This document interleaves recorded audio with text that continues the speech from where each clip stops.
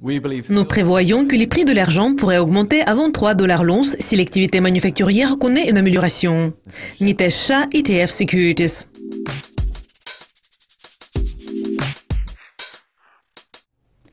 Au début d'octobre, les prix de l'argent ont connu leur pire baisse journalière depuis janvier 2015, ayant reculé de 5,3% à environ 17,71 $ l'once. À votre avis, est-ce que cette baisse enregistrée au début d'octobre pourrait marquer le début d'une plus grande correction? L'argent est considéré comme un métal hybride.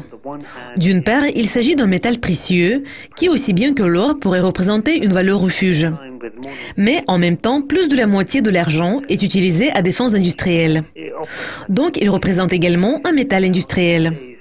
Cette baisse récente des prix de l'argent a été étroitement liée à une baisse de 4% des prix de l'or, qui a été provoquée par des discussions en matière de resserrement de la politique monétaire de la Réserve fédérale et par les rumeurs que la BCE pourrait réduire son programme d'achat d'obligations. Tout cela a eu un impact négatif sur les prix de l'or aussi bien que sur les prix de l'argent. Mais dans un contexte plus large, l'utilisation de l'argent dans des composants industriels influence également les prix de ce métal.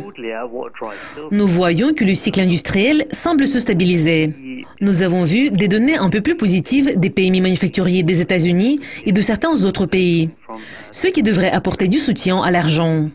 Pour le moment, notre objectif de prix de l'or s'établit au niveau de 1440 pour l'année prochaine. Et compte tenu d'une forte corrélation entre l'or et l'argent, nous pensons que les prix de l'argent pourraient augmenter à 23 $ l'once. L'utilisation de l'argent dans des composants industriels et l'amélioration de l'activité manufacturière vont également contribuer à une hausse des prix de l'argent.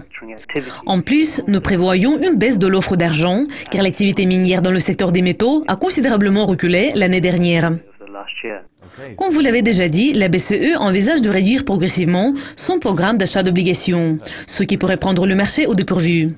À votre avis, si la BCE réalise ces projets, comment cela pourrait influencer les prix de l'argent? En général, ce qui a contribué au soutien de l'or et de l'argent, c'est l'augmentation des bilans des banques centrales ces dernières années. Et la BCE a freiné cette augmentation du bilan, ayant réduit son programme d'achat d'obligations, ce qui pourrait avoir un impact négatif sur les prix de l'argent. Mais la réduction de son programme d'assouplissement quantitatif sera probablement soutenue par une amélioration des résultats économiques. Donc, si c'est le cas, et si les prévisions de la BCE se réalisent, nous allons probablement voir le renforcement de l'activité dans l'industrie manufacturière en Europe et ailleurs dans le monde, ce qui aurait une influence très positive sur les prix de l'argent. Cela veut dire qu'à court terme, nous pourrions voir un certain impact négatif sur les prix de l'argent. Mais si les résultats économiques connaissent une amélioration et les prévisions de la BCE se réalisent, cela devrait apporter du soutien à l'argent. Et pour conclure, quels sont les indicateurs clés qui pourraient influencer les prix de l'argent à court terme? Compte tenu de la corrélation entre l'or et l'argent, un des indicateurs à court terme que nous devons suivre de près, c'est la politique monétaire de la Réserve fédérale des États-Unis.